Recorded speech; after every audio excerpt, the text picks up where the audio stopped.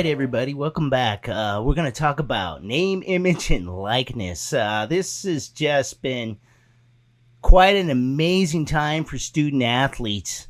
Now that I'll say this is the greatest time ever for student athletes monetarily. This is the greatest time ever. Okay, this is just this is their jubilee, really, and it is just hard to fathom seeing a whole entire system being flipped upside down. It's just amazing to watch. I've been watching college athletics since the 1980s, and it's just amazing to see what's going on right now. I mean, amazing. I mean, the other day I just found out North Carolina State is in the Big 12. It's just hard to I mean, it's just amazing. I have to Google every day just to see who's in what conference now. It's just so wild right now what's going on in college athletics.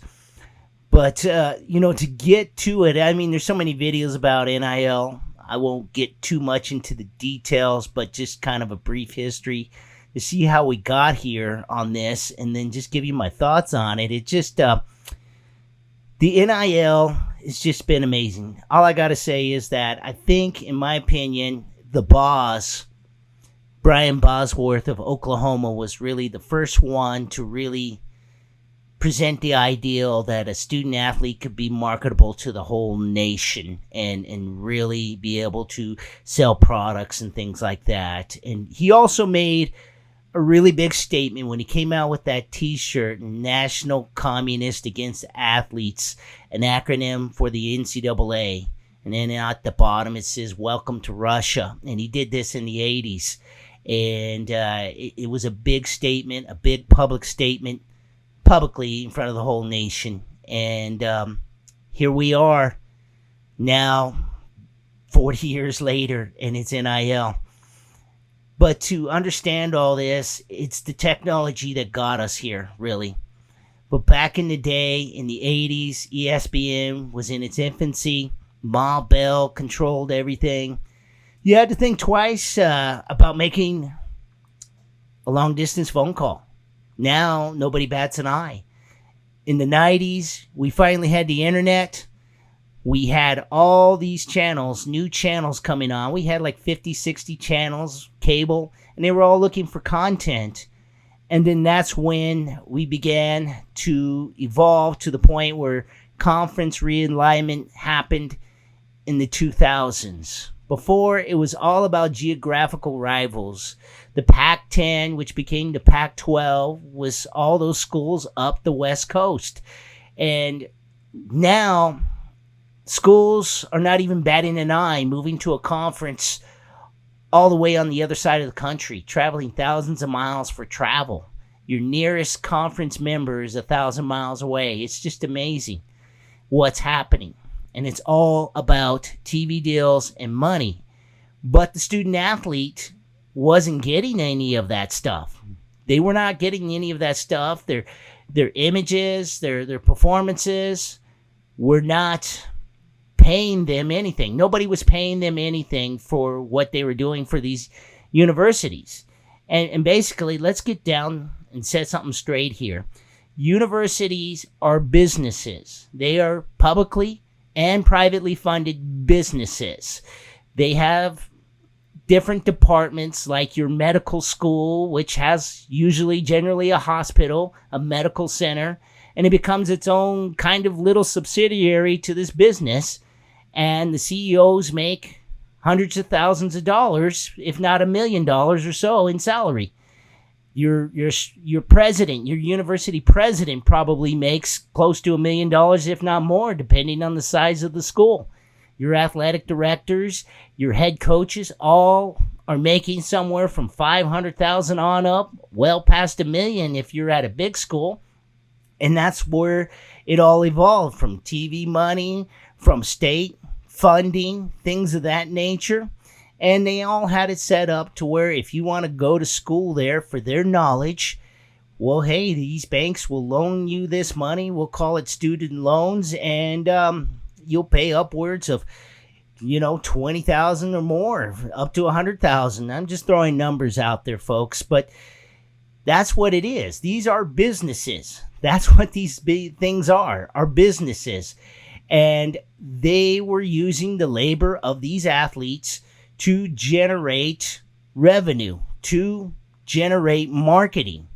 If a college team did really well, hey, the enrollment, the applications would go up for these businesses. That's the truth.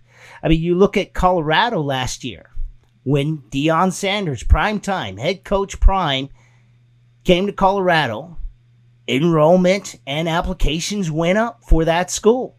Don't ask me why they would want to go there because prime's there, but it has shown an effect. Marketing. These student athletes were essentially, and this is an old term, but it's true, the front porch of the university. That's the truth. And for so long, the NCAA governed all this, and they were basically given a pass on antitrust from the feds, from Congress, to be able to control all this. But back in the 80s, Oklahoma sued the NCAA to be able to televise its games. And so that was kind of a chink in the armor for the NCAA, and it helped spike all of this up to now.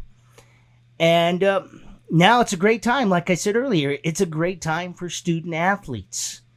But could it go the other way? Will the pendulum swing the other way?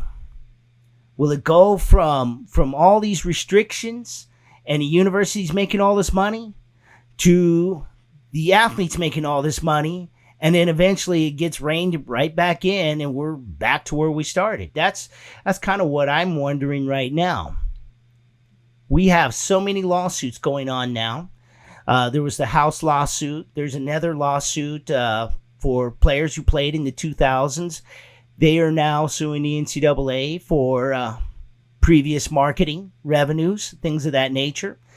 Those things are going on. So there's a lot of legal patchwork going on. But you can thank Ed O'Banion for starting it all in the 90s and getting it going. And we've reached this point. And how does it affect college basketball? Well, I think that March Madness will always be there. And it'll help keep away the monopolies. And what I mean by monopolies is you now in our consciousness, they already got it in our consciousness to look at the conferences as Power 4. We'll call it, say, Power 4 because the Pac-12 is gone. Okay, let's be honest. They're not a power anymore. And then the Group of 5. They've already subdivided these D1 schools. And it's always been in the interest of the Power 4 schools to be basically in their own league. But I think March Madness has kept that from happening because of all the upsets. George Mason, San Diego State getting to the Final Four, Utah in 98, Gonzaga, Creighton, all these different Group 5 schools getting far, and the amount of revenue that it brings to the NCAA. That's what's keeping this from becoming more and more like that model where you have a conference or a division where it's nothing but Ohio State, Michigan, UCLA, well-known schools. That's what's keeping it from happening, is the March Madness, in my opinion. And right now, the NCAA is trying to fight back, but they cannot win any of these lawsuits. They're losing them right and left. They would lose them, I should say, right and left. They're settling, and they're settling for billions of dollars. But it's much better to settle than to lose the lawsuit and pay way more. But they make $14 billion annually. Now that we look at it, now that everybody's in the game, we used to have, cheaters or bagmen in the background back in the day, where they would pay recruits under the table, put cash in the duffel bag, and hide it by the oak tree. Buy a recruit a brand new car and put it in his mother's name, things like that. But now it's in the open, and I think that's a good thing. But another scary thing about NIL that I'm seeing is that there's like no limit. John Calipari left Kentucky for Arkansas, and he has a huge NIL budget, $5 million from what I understand every year. And so what does this do? Is this going to be able to create a super college team, stack it with 5-star recruits, and they're going to be able to knock out championships? I mean, you look back at like 96 Kentucky and teams like that have stacked with recruits, and they can dominate. They can truly dominate. That could truly happen. You have Phil Knight of Nike, who is now going to dump as much money as he possibly can to see if Oregon can win a national championship in basketball, football, I would imagine. He wants to see one before he passes away. He's 86 now. So you have people dedicated to doing that. You have billionaires giving all kinds of money to student athletes. And of course, they have to work for it, right? That's the key. They have to work for it, but they're giving them such minimum work. Basically, they're paying them like $400 for one Instagram post. Things like that nature. I mean, it's kind of laughable, some of this quote-unquote work that they're giving them. You have other NILs, collectives that are saying, well, if you don't come here, you have to give the money back kind of thing. So we got all these different issues. You have schools in different states that do not have tax deductions for giving to NIL collectives. Now, in case you wonder what NIL collectives are, those are groups of alumni or people who donate to a pool of money which is given out to student athletes. NIL deals are basically done with businesses to market. So now we know the difference. But as far as collectives are concerned, like I was saying, you do not have tax deductions in certain states for these collectives. So that definitely affects fundraising, for sure. You have a patchwork of laws around the whole country, and we don't really have uniformity on this. Congress is kind of dragging its heels on making an official law about NIL, and they're fighting over adding protocols such as CTE and things of that nature in football. And those issues are all coming up, and they're trying to hash those things out. But again, back to college basketball. How does it affect these schools? I mean, the schools that can't get that kind of money, like Phil Knight or Arkansas and John Calipari, how are they going to compete? Especially the Group 5 schools that aren't getting that television money like these Power 4 schools are getting. How are they going to compete? Are we going to start seeing Power 4 schools just stack it with 4 stars and 5 stars? Is that what's going to happen? Are we going to expand the March Madness to more teams? Or is the NCAA going to rescind the 20-hour rule of practice per week? And will that mean that Power 4 schools will have their athletes in there in the gym all the time, basically training like professional NBA players? I mean, these are all kinds of questions that are out there. But could this all get to a point where it just ruins March Madness?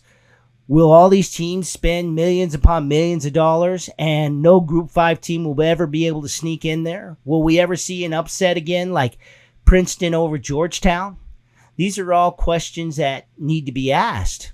And so it is a great time for the student athlete as far as getting paid, because before they couldn't get a job to make any money to get by, and they really can't pursue degrees like architecture or become a lawyer or a doctor or an engineer or anything like that, because they really don't have the time to do all that work and be an athlete at a university. So basically, college athletics is now professional ball. That's what it is. Will we see contracts in the future? And if they leave early, will there be buyouts? Will we see a transfer portal shrink now that they're limiting the amount of transferring a player can do? All these questions still need to be answered. But right now, it's the wild, wild west. And I just have to ask, will it go, like I said, the pendulum, will it swing to the point where we run March Madness? where you have schools that can't compete because they simply do not have the money, the resources to offer the NIL deals or build the large collectives needed. And will we deal with other issues like high school NIL is now legal in Florida. Okay, this is another issue to think about now that I think about it. Will you start seeing boosters start creating NIL deals for high school players and then gradually funnel them to their school? Just another way of recruiting. So now, basically, we've just pretty much turned it to a point where it's wide open and everybody can see it, and it's just a matter of how much money you've got. And if you have a good coach and you have all the facilities and you have everything working for you, more than likely your odds and chances of winning the national championship are going to be very good, especially when you're in a Power 4 school and all that money's coming in. If you're in a Group 5 school, it's going to be very tough. You're going to need a Boone T. Pickens to come donate $100 million plus. That's kind of the way I'm seeing it. And so I'm thinking that NIL, if it goes too far, it could possibly ruin March Madness and college basketball the way we know it. Will it be better? That's the question. Will the kids still work hard now that they're getting nice big paychecks? Will they still work hard? Will they still try to get to the NBA? Maybe. Will they become better now that they stay longer in in college? Will they get better if they stay in college now that they're getting paid? Those are all questions, and really all I can do is sit here and speculate, and so can you. So we're all in this together. It's the Wild West, waiting for the sheriff, I guess, to show up, law and order, so to speak, or the cavalry, to get that uniformity across the whole country. And we'll see if the NCAA is going to sneak in there and try to get some control back and try to get it back to somewhat the way it was and see how that's going to turn out. But for right now, it's the Wild Wild West. That's really what it's all about. And I'm just asking questions now. I don't really have any theories as to how this is going to end up, but I can tell you this. If it continues for at least 5 to 10 years, I don't think we'll have much of a March Madness. I think we'll start seeing something different in the future, and I think we could possibly see like a Power 4 division and a Group of 5 division, and we'll start seeing 2 NCAA tournaments instead of 1. That's just my thoughts on it.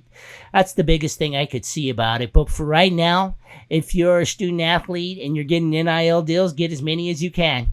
That's all I can say, because it's wide open right now.